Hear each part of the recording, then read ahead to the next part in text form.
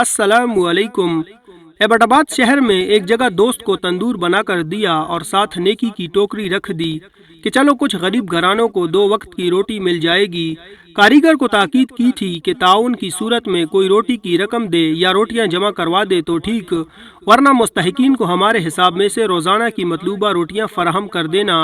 दिन को कभी कभार देखभाल करने जाना होता था। कुछ वक्त से मुशाहिदे में एक बात आई कि एक नौजवान खातून और उसके साथ एक बड़ी उम्र की खातून आती हैं और 6 से 8 रोटियां ले जाती हैं। महल्ले में 2-3 तंदूर और भी हैं, वहाँ से भी ये लोग रोटियां उठाते हैं। इनके साथ एक कैरी डब्बे वाला बंदा होता है जो काफ़ी फासले पर खड़ा होता है। ये लोग रोटियां लेकर गाड़ी में रखते हैं और रवाना हो जाते हैं।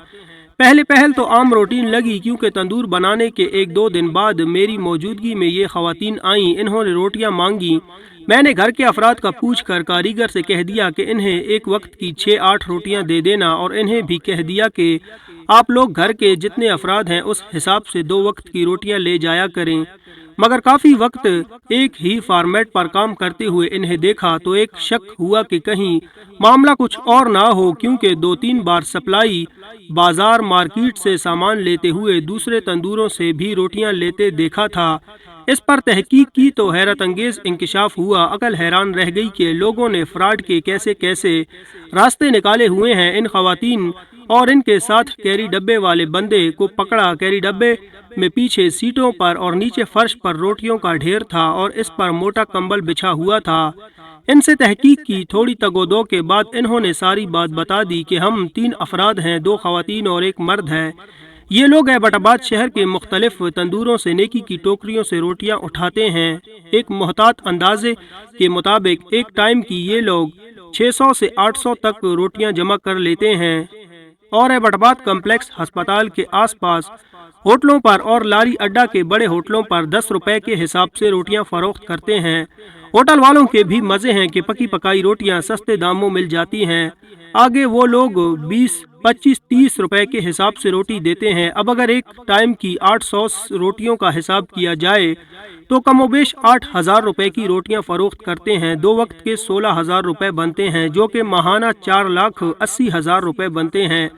इसमें गाड़ी का खर्चा वगैरह निकालें तो माहाना कम अज़ कम 4 लाख रुपए ये लोग बनाते हैं। इन्हें मजीद कुरेदा तो साथ ये भी बताया कि पूरे पाकिस्तान में दूसरे लोग भी कर रहे हैं। महंगाई और गुर्बत की वजह से ये सब करना पड़ रहा है। मजीद ये कि बहुत बार लोग रोटियों के साथ रकम भी दे देते हैं। मज़कूरा बाला हिसाब व किताब में मुबालगा हो सकता है, लेकिन करीब फिर भी अच्छा खासा हिसाब बनता है। 5 लाख रुपए हर माह के हिसाब से फ्रॉड करना कितना आसान है, लेकिन इसके बरक्स किसी बिजनेस और नौकरी से दिन रात की जदोजहद और मेहनत से माहाना 5 लाख रुपए कमाना कितना मुश्किल है, ये वही लोग जानते हैं जो मेहनत मजदूरी कर रहे हों। ये हकीकत है कि लोग भीख, फ्रॉड और चक्करबाजियों में बेगैरत बनकर शर्म हया की चादर उतार कर कई गुना ज्यादा हासिल कर लेते हैं। एक आम भिखारी भी दिन का 5-6 हज़ार कमा लेता है, और अगर भिखारी खातून हो इस इनकम का डबल, और अगर नौजवान लड़की हो तो इस इनकम का 3 गुना हो जाता है। भिखारी और खासकर खवातीन भिखारी हों तो एक आम मजदूर और बिजनेस से कई ज्यादा बना लेते हैं। अब देखें कि इन लोगों ने किस तरह जहन लड़ाया और एक नेक काम में से अपने लिए फ्रॉड का रास्ता निकाल लिया। अब इनकी हरकत की वजह से कितने गरीब और मुस्तहिक लोगों को नुकसान पहुंच रहा होगा। फ्रॉड, चक्करबाजियों में भीख और मांगने का काम एक नशे की तरह होता है, और ऐसे लोगों के शैतानी जहनों में ऐसे खुराफाती आइडियाज आते हैं कि अलामान वल हफीज खासकर पाकिस्तान भीख और फ्रॉड में वैसे भी काफ़ी नाम रोशन कर रहा है। निचले तबके से लेकर हुक्मरानों तक भिखारी हैं। अपनी